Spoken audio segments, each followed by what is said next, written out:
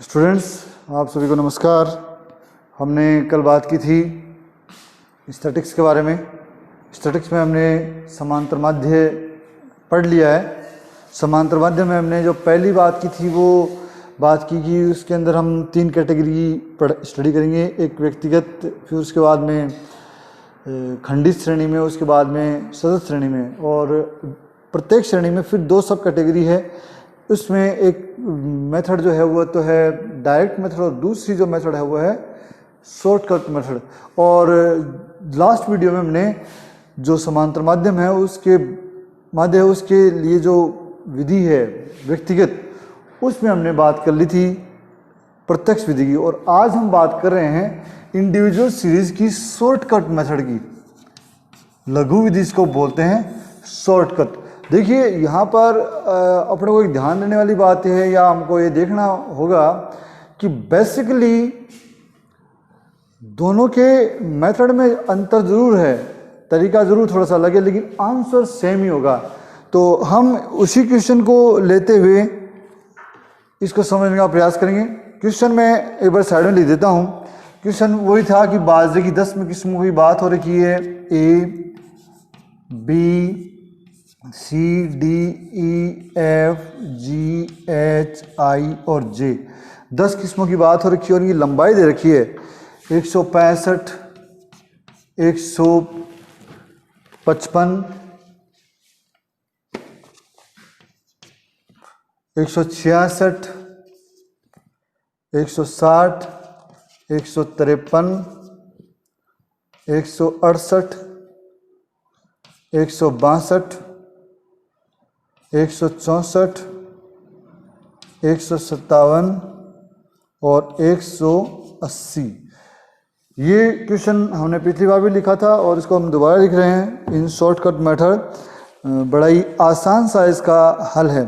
तो देखो, इस प्रकार के क्वेश्चनों में जब भी हम करें तो हमें एक कल्पित माध्य लेना होता है। कल्पित माध्य लेने के बाद में हम इस मेथड को आगे बढ़ाते हैं। तो सबसे पहले हम हल की ओर चलते हैं। हल कैसे करेंगे वो देखिए। आप टेबल प्रिपेयर कर लीजिए। एक टेबल प्रिपेयर करते हैं हम, उसके बाद हम फाइनल मेथड में पहुंचेंगे। तो सबसे पहले हम बात करें टेबल की। तो टेबल में क्या हो गया, सबसे पहले तो हो गई किस्म। नंबर 1 कॉलम तो हो गया किस्म का।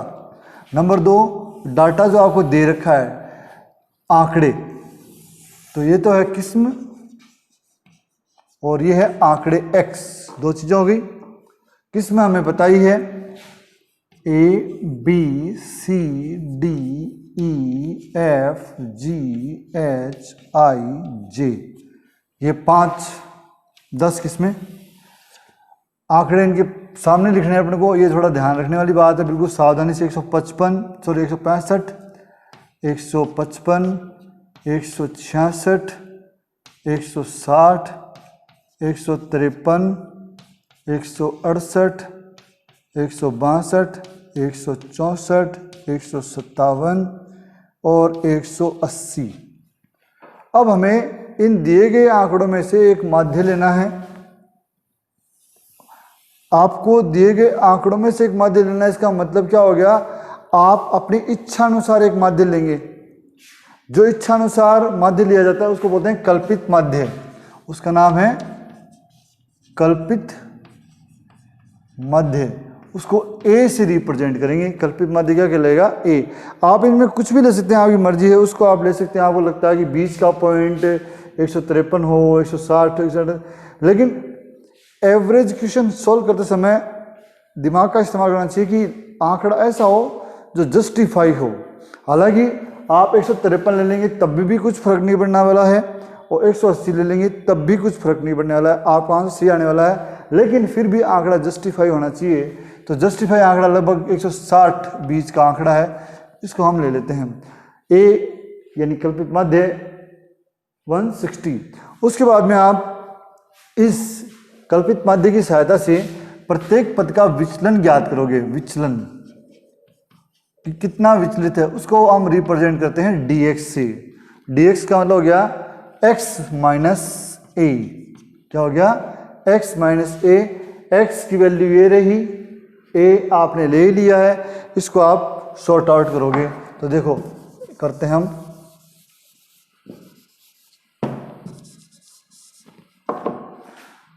सबसे पहले सारे आंकड़े दोबारा लिख लीजिए। 165 minus 155 minus 166 minus 160 minus 153 minus 168 minus 162 minus 164 minus 157 minus 180 minus कितने 160 है बस।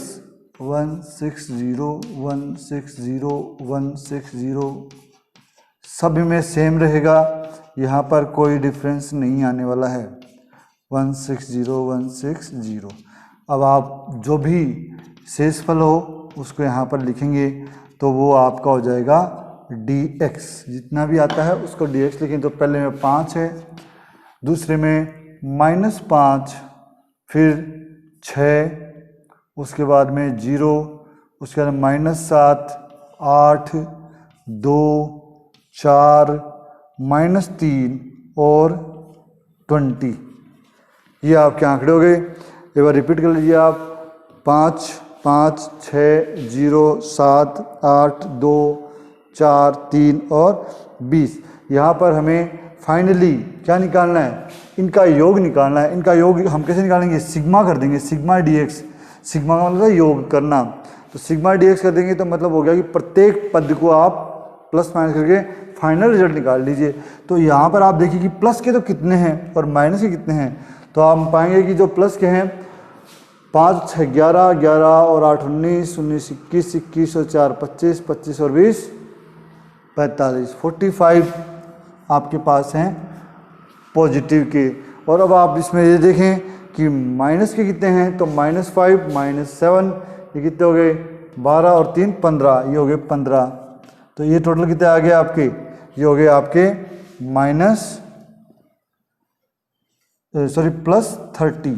+30 हो गए।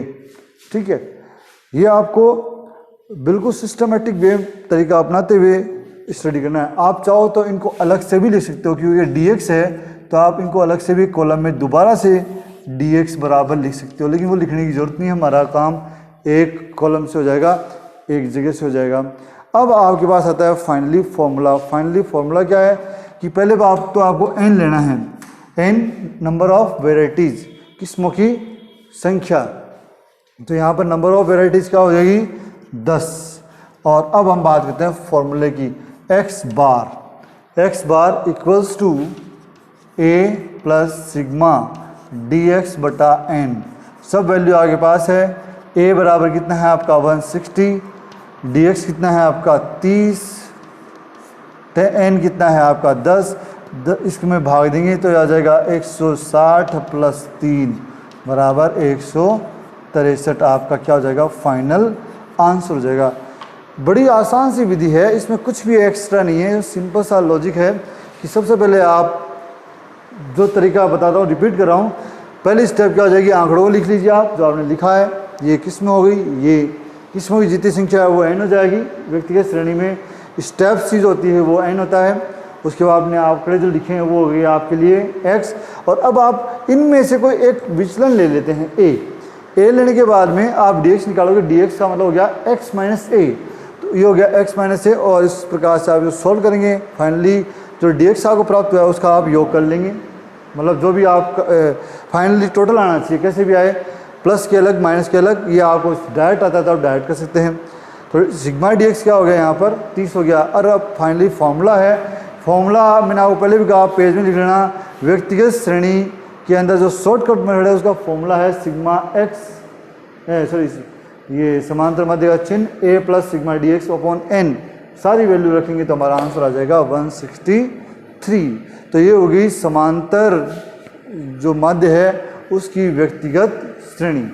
दोनों में बेसिकली कोई डिफरेंस नहीं है, ये मैं मिटा रहा हूँ एक बार आपको। दोनों में कहीं कोई अंतर नहीं है। मैं कंपेयर कर दूं थोड़ा सा जो आपको याद रहे।